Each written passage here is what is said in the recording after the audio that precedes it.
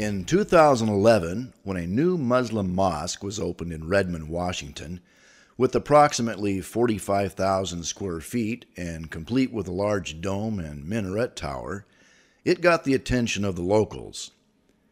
The president of the Muslim Association of Puget Sound, or MAPS, laid out the vision for the future of the mosque in a 2013 statement.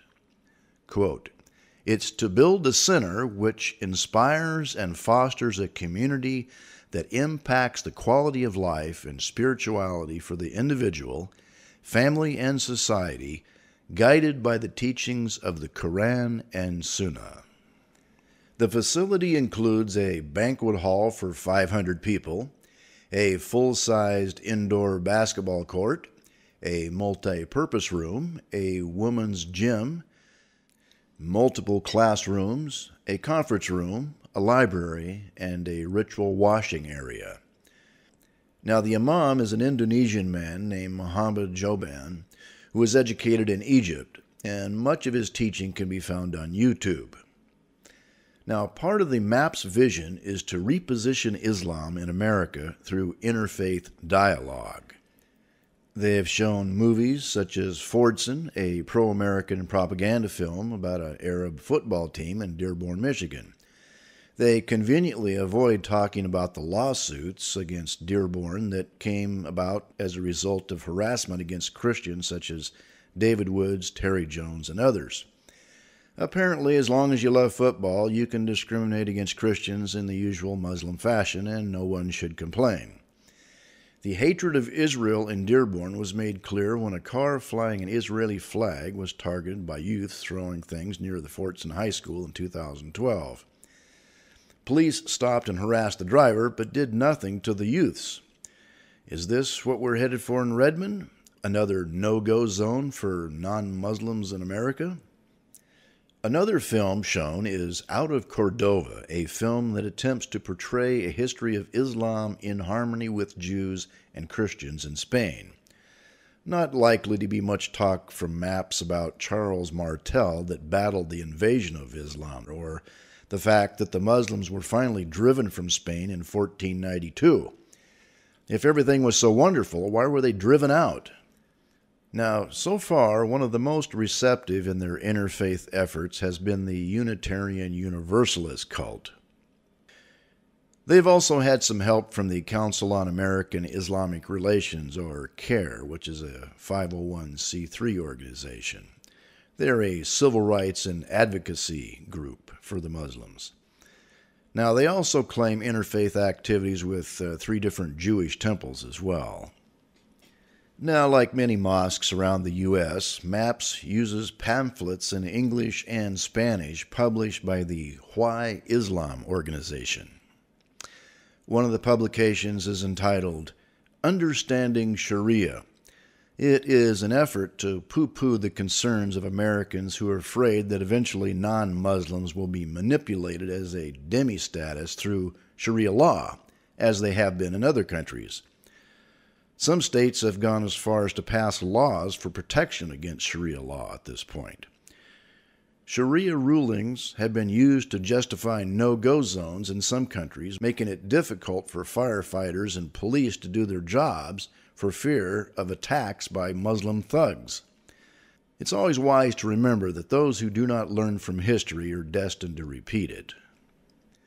Their pamphlet, Jesus in Islam, attempts to present the idea that the Jesus of the Quran is the same Jesus of the Bible, with Muhammad's revelation making the proper corrections to the story as though he was an eyewitness. Islam clearly attacks nearly all the major doctrines of the Christian faith, as do the Unitarian Universalists, by making Jesus simply a prophet who did not die on the cross as the Lamb of God. It has been said that birds of a feather tend to flock together. Followers of Jesus were not much into this interfaith dialogue business. The Bible records in Apostle John's second epistle that if someone comes bringing teaching of a different Jesus, you're not to receive him into your house or give him a greeting, quote, "for the one who gives him a greeting participates in his evil deeds." Then their pamphlet entitled Muhammad, the Final Prophet of God, claims that Muhammad was visited by the angel Gabriel in the year 610, which started him on his way to inventing a new religion. Now, Apostle Paul wrote, "As we have said before, so now I say again, if anyone preaches another gospel to you than what you have received, let him be accursed." That's in Galatians chapter 1, verse 9. Now, many cults have been started by the claims of a, quote, final prophet, and Jesus warned us to watch out for them. He said many false prophets will arise and will mislead many. Now, there are 2 English Qurans that are distributed by MAPS. One is a diaglot in English and Arabic by Sahih International, which was started by 3 converts back in 1989. It is published by the Al-Mutada Al-Islami Trust in Riyadh. The second is a translation by a computer science professor, Saeed Victor Ahmed, loosely based on an earlier work by A. Yusuf Ali of India. MAPS hosted journalist and pro-Palestinian activist Loreen Booth back in January of 2013 to share her conversion story. Now, she's the sister-in-law of Tony Blair. She's become quite a poster girl for Muslims as she travels around the world speaking at various Muslim events. And typical of most Muslims, she's very much anti-Israel and anti-Christian, as was pointed out by Tom Trento in an interview with her at the Ar-Raham Mosque in Fontana, California in 2012.